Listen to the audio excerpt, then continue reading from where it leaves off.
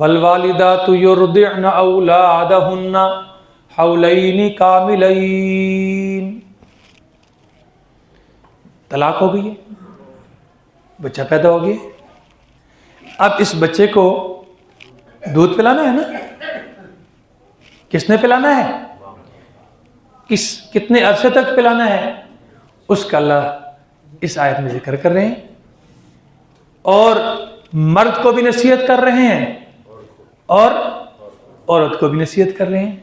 اور ساتھ ساتھ دونوں کو اللہ رب العالمین یہ نصیحت فرما رہے ہیں کہ خدا را نہ مرد اس عورت کو اس کے بچے کی وجہ سے تکلیف پہنچائے اور نہ ماں اس خامند اپنے اس پرانے خامند اس کے باپ ہونے کی وجہ سے اس کو تکلیف نہ پہنچائے. خبردار. دودھ پلانے کی کتنی مدت ہے جی؟ 2 سال.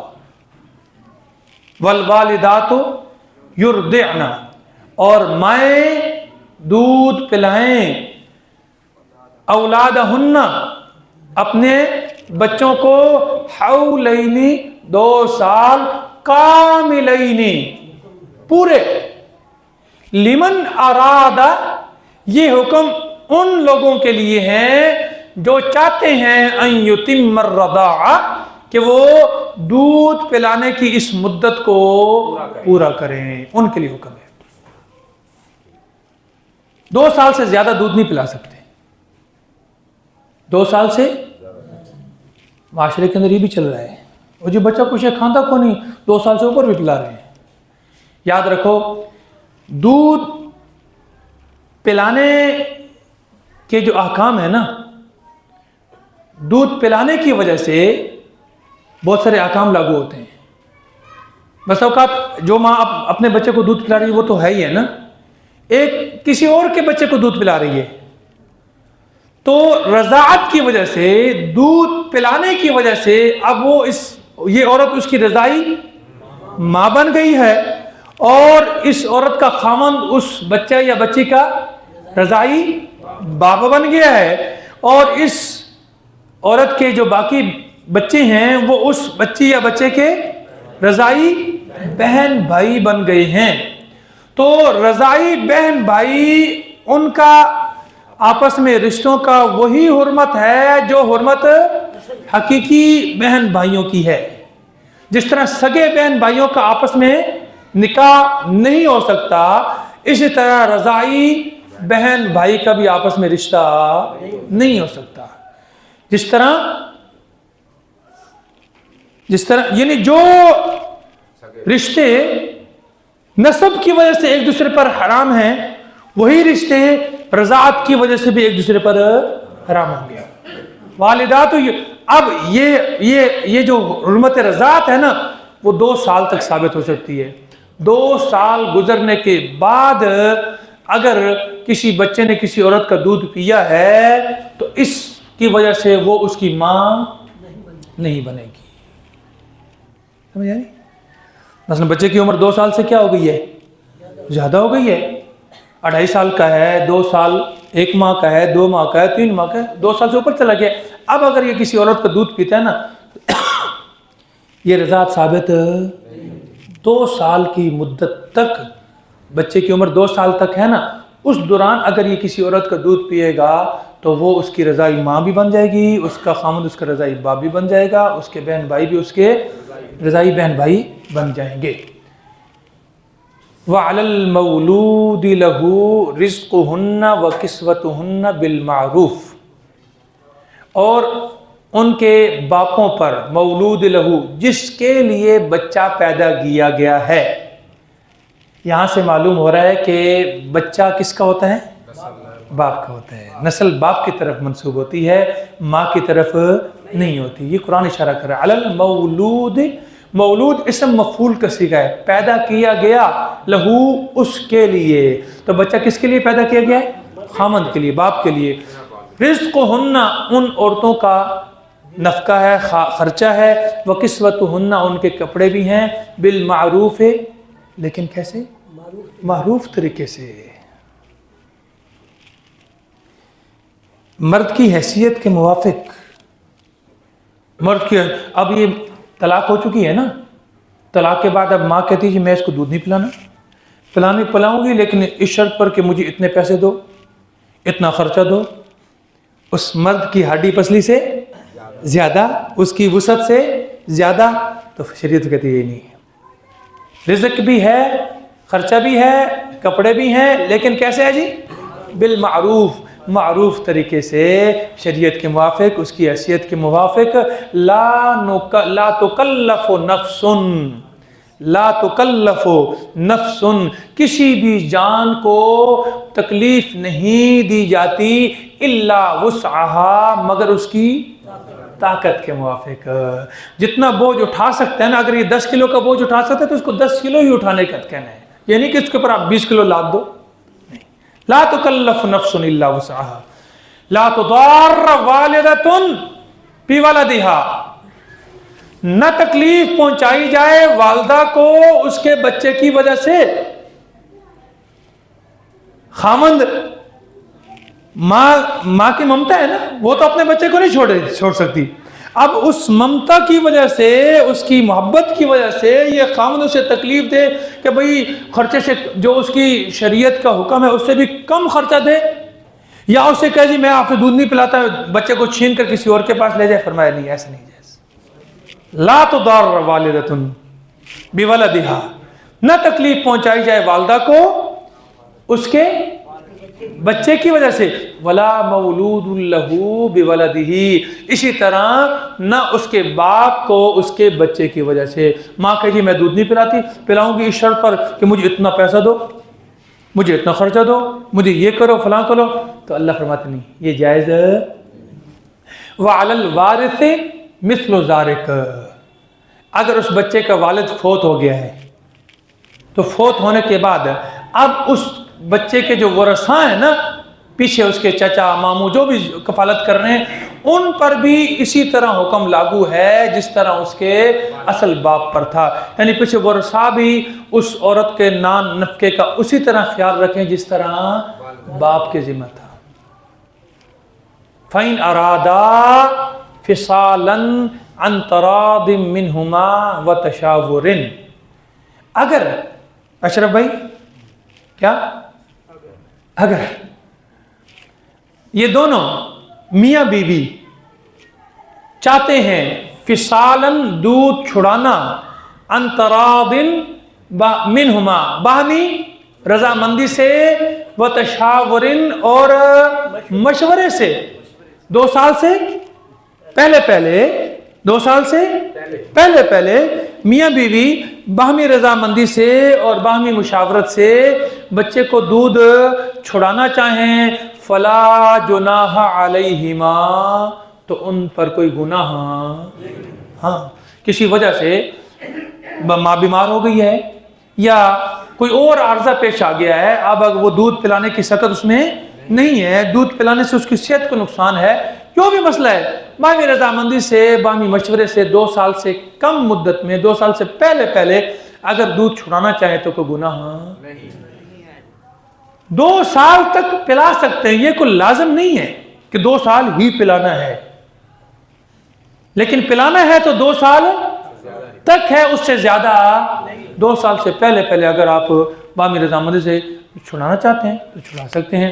وَإِنْ أَرَدْتُمْ, یہ تو پہلا حکم تھا اس صورت میں کہ جب ماں خود پلا رہی ہے.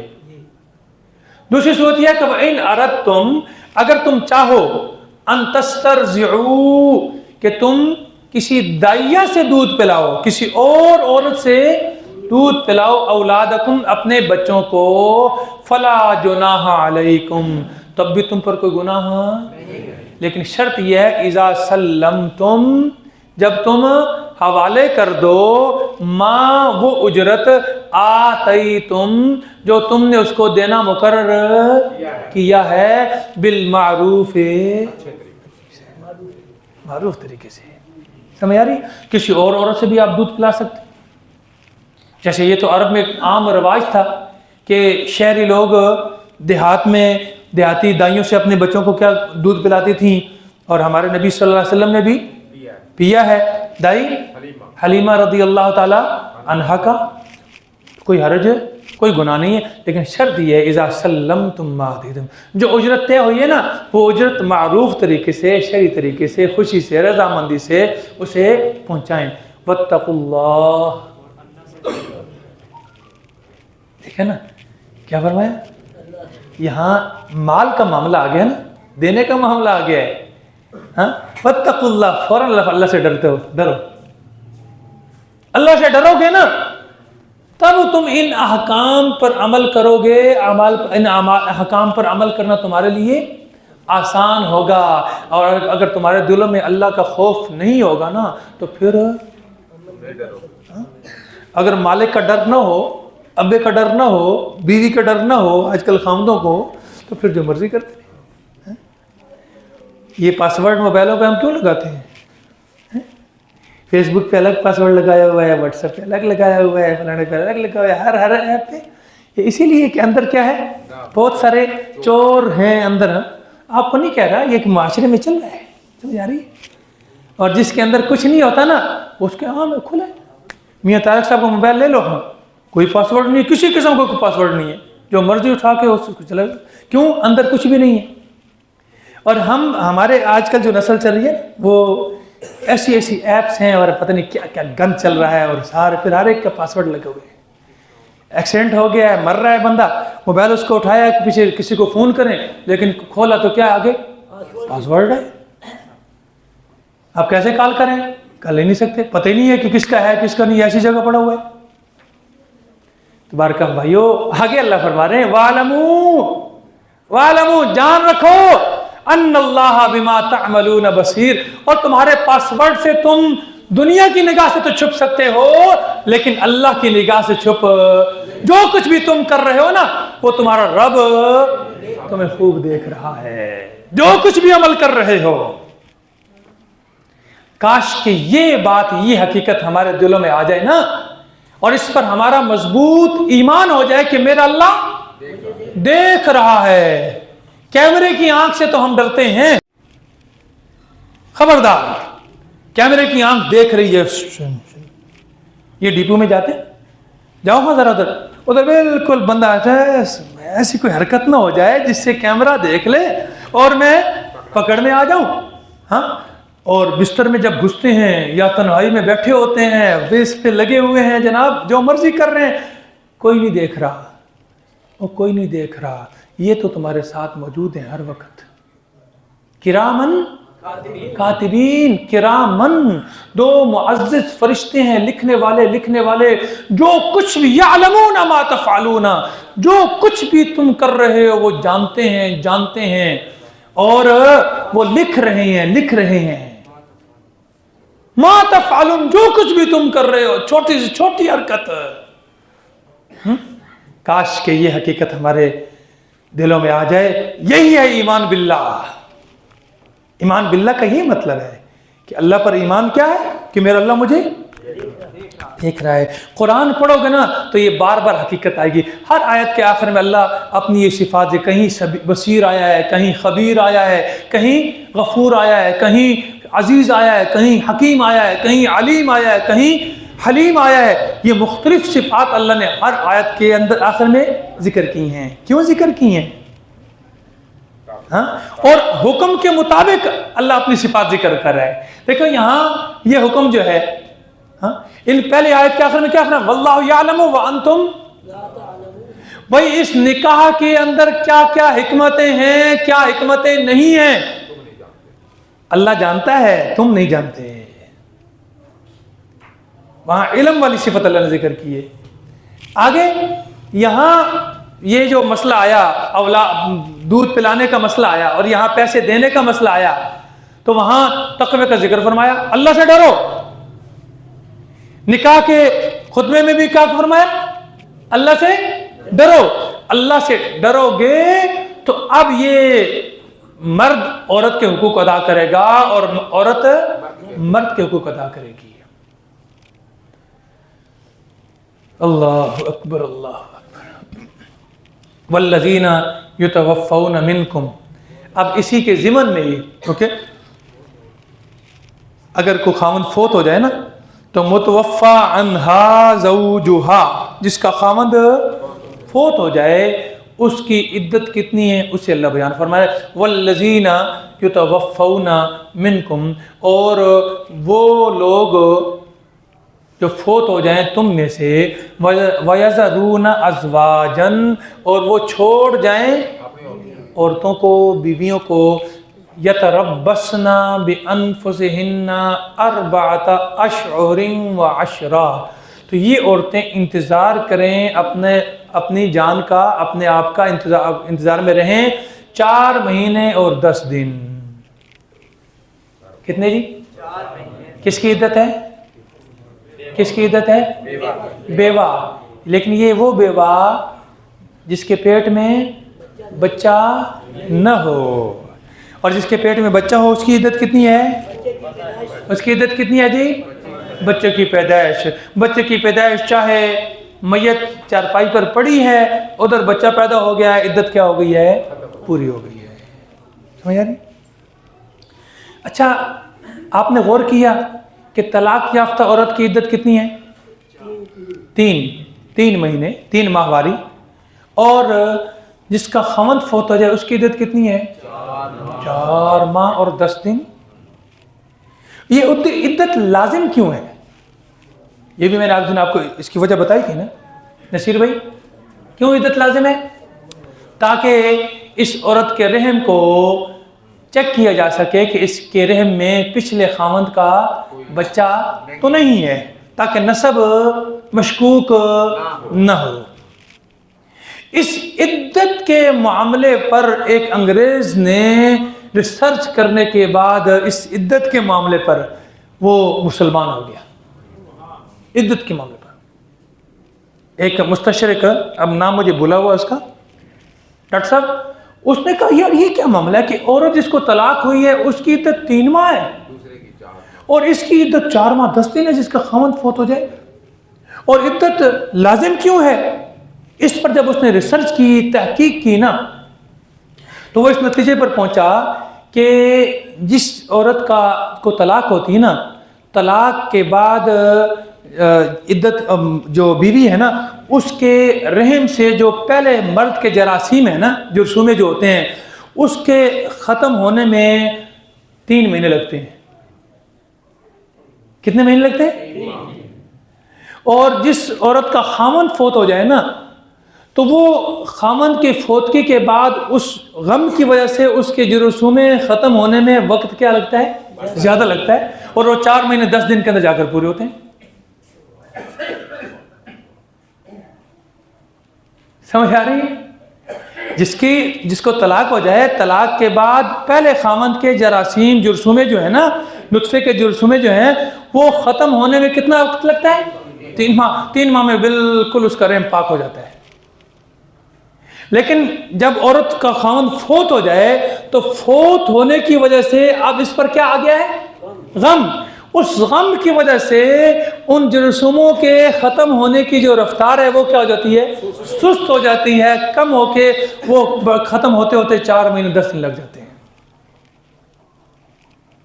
لہذا ان آیات کو پڑھنے کے بعد وہ بندہ کیا ہو گیا؟ اور ہم کہتے ہیں جی قرآن ترجمے کے ساتھ نہیں پڑھنا، پڑھو گے تو کیا ہو جاؤ گے؟ گمراہ ہو جاؤ گے۔ غیر مسلم قرآن پڑھتا ہے تو اس کو ہدایت ملتی ہے، اور مسلمان قرآن کو سمجھ کے پڑھے تو کیا کہتے ہیں؟ گمراہ ہو جائے گا۔ لا حول ولا قوت الا باللہ۔ جی فَإِذَا بَلَغْنَا، پھر جب وہ پہنچ جائیں اجلہن، اپنی عدت کو، یعنی ان کی عدت پوری ہو جائے، فَلَا جُنَاحَ عَلَيْكُمْ، اے اولیاء تم پر کوئی گناہ نہیں ہے، فی ما فعلن فی انفسہن بالمعروف، اس معاملے میں جو وہ عورتیں اپنے بارے میں کرنا چاہتی ہیں لیکن دستور کے موافق۔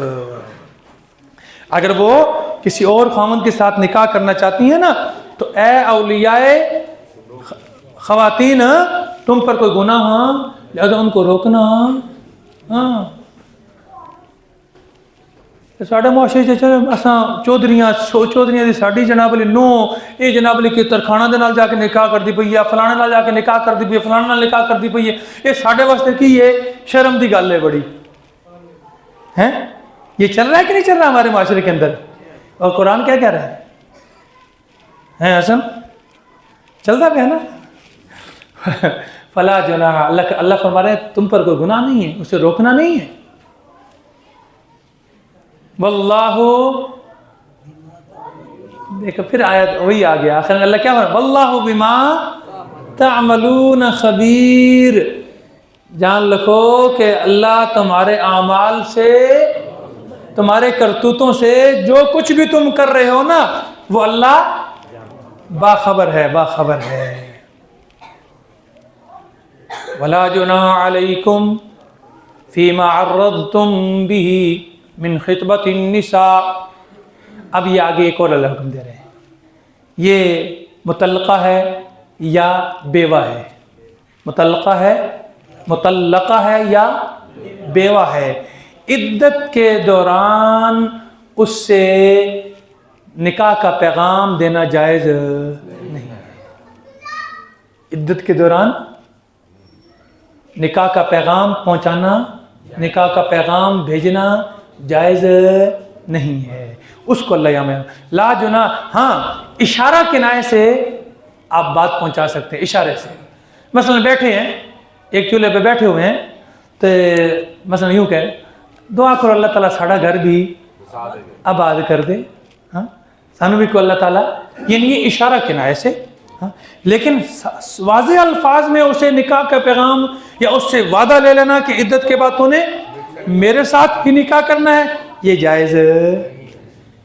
ولا جناح، اور نہیں ہے گناہ تم پر، فیما عرضتم به، اس معاملے میں جو تم اس کو پیش کرو، من خطبۃ النساء، عورتوں کو نکاح کا پیغام، یعنی عورتوں کو نکاح کے پیغام دینے میں.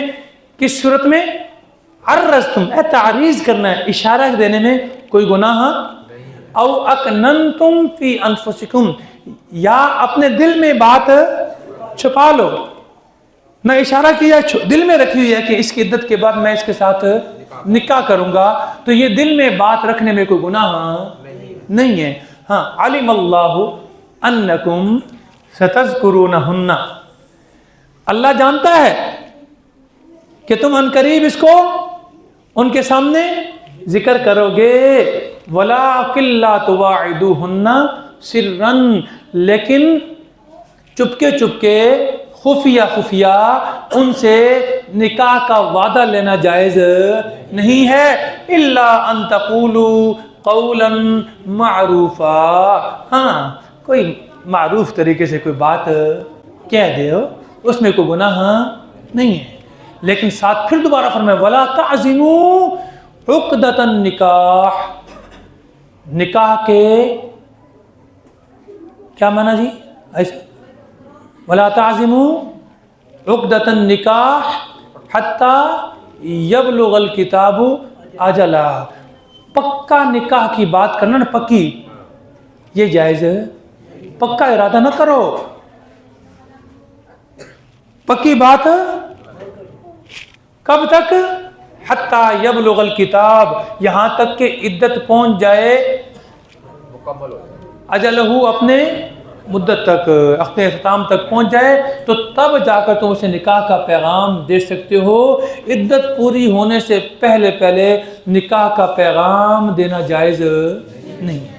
اشارہ کنایا کر سکتے ہو، اس میں کہ اشارے سے بات کر دی ہوگی. وَاعْلَمُوا،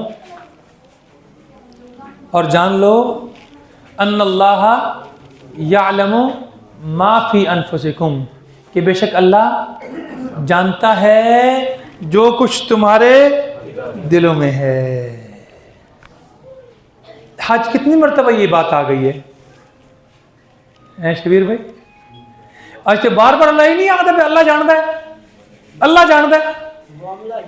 معاملہ ہی ایسا ہے، نکاح کے معاملات چل رہے ہیں، طلاق کے معاملات چل رہے ہیں، عدت کے معاملات چل رہے ہیں، رضاعت کے معاملات چل رہے ہیں.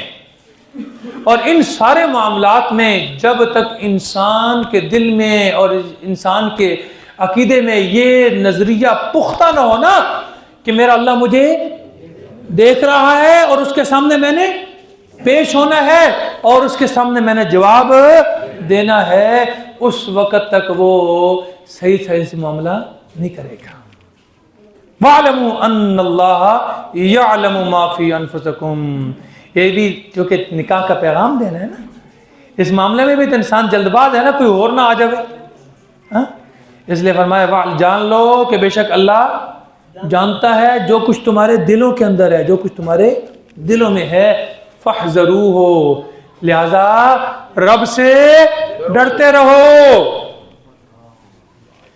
وَاعْلَمُوا أَنَّ اللَّهَ غَفُورٌ. اب یہاں اللہ نے کہا غفور ہے, حلیم بھی ہے. کیا جوڑا اس کا؟ اوپر سب آیات میں علیم آ رہا ہے, علیم آ رہا ہے, علیم آیا ہے. ساری آیات میں علیم کا, علم کا ہے نا. اور آخر میں کیا فرمایا؟ بخشن والا ہے, بخشن والا ہے. کیوں؟ کیوں؟ اس واسطے کہ انسان ہے نا, خطا دا پتلا ہے نا, اس کو غلطی ہو سکتا ہے نا. سارے معاملات کوتا ہی ہو گئی ہوئے اور ہو جاندی ہے, ہو جاتی ہے کنفرم. کوئی بندہ بھی یہ دعویٰ نہیں کر سکتا جی میں بالکل کیا ہوں, پرفیکٹ ہوں. سوائے امام الانبیاء, انبیاء کے سوا کوئی بھی پرفیکٹ نہیں ہے, کوئی بھی پرفیکٹ نہیں. انسان خطا ہو سکتی ہے, تو خطا ہونے کے بعد خطا پر اڑ جانا نا, غلطی ہو جائے اور غلطی پر اڑ جانا, یہ شیطان کا وصف ہے. جی غلطی کر کے غلطی پر اڑ جانا یہ کس کا وصف ہے؟ شیطان کا وصف ہے. اور غلطی ہو جانے کے بعد غلطی تسلیم کر کے رب سے معافی مانگنا یہ آدم کی صفت ہے. ان سے بھی غلطی ہوئی تھی نا, بھول سے درخت کھا بیٹھے تھے نا, ان کے درخت کھانے کی وجہ سے میں اور آپ سب زمین پر آئے ہیں نا. اللہ نے تو آدم کو کیا حکم دیا تھا؟ اسکن انت وزوجک, کہاں پر؟ الجنہ, جا رہ تو بھی اور تیری بیوی بھی جنت میں. اچھا انشاءاللہ کرا دیتے ہیں. لیکن غلطی سے کھا بیٹھے, کھانے کے بعد اللہ نے حکم دیا اہبطوا, اتر جاؤ. اتر گئے. ادھر پہلے حکم دیا تھا شیطان کو بھی اور فرشتوں کو بھی, آدم کو سجدہ کرو, سب نے سجدہ کیا, صرف ابلیس نے نہیں کیا. اور جب اللہ نے پوچھا تو کیا کہتا ہے؟ میں چنگا کیتا ہے, اکڑ گیا, میں تو چنگا ہاں, یہ ماڑا ہے. بس اس اکڑ دی وجہ تو کی ہو گیا, تباہ ہو گیا. تو غلطی کے بعد غلطی تسلیم کر کے رب سے جو معافی مانگے گا نا, اس کے لیے اللہ کیا ہے؟ غفور ہے, بخشنے والا ہے. حلیم, حلیم, حلیم, علیم نہیں, حلیم, تحمل مزاج ہے, بردبار ہے, فوراً نہیں پکڑتا. انسان جب گناہ کرتا ہے, جب رب کی نافرمانی کرتا ہے, تو جو اللہ اس ہاتھ کو پکڑنے کی طاقت دے سکتا ہے وہ فوراً سلب نہیں کر سکتا. جب یہ ہاتھ ہم چوری کی طرف بڑھائیں, جب بدکاری کی طرف اس ہاتھ کو بڑھائیں, جب ان آنکھوں کو بدکاری کی طرف, برائیوں کی طرف بڑھائیں, ان کانوں کو, اس پورے وجود کو, تو کیا وہ اللہ ان ساری صلاحیتوں کو واپس لے سکتا ہے کہ نہیں لے سکتا؟ شل کر سکتا ہے ہاتھ کو, پاؤں کو شل کر سکتا ہے, آنکھوں کو اندھا کر سکتا ہے, کانوں کو ڈورا کر سکتا ہے, زبان کو گنگا کر سکتا ہے, لیکن فوراً کرتا کیوں نہیں کرتا؟ حلیم ہے, تحمل مزاج ہے, مہلت دیتا ہے انسان کو, مہلت دیتا ہے. اسی مہلت کے لیے تو اللہ نے انبیاء کا سلسلہ شروع کیا ہے. یہ جو ہم کہتے ہیں نا آمنت باللہ و ملائکتی و کتبی, یہ کتابوں پر ایمان کیا ہے؟ کتابوں پر ایمان ہے نا کیا کہ قرآن اللہ کی کس لیے آئی ہے؟ کس لیے آئی ہے؟ اوپر رکھ دو, اس لیے آئی ہے جی, قسم چکن واسطے آئی ہے. بیٹی کو رخصت کرتے وقت اس کو ہے, یہ قرآن کی توہین ہے, یہ قرآن کی بے ادبی ہے, یہ قرآن کو پیٹھ کرنا ہے.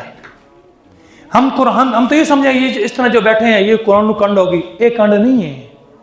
جو قرآن میں بار بار آئے نا قرآن کو پیٹھ نہیں کرنی، اس کا مطلب کیا ہے کہ قرآن کے احکام کے خلاف زندگی نہیں گزارنی.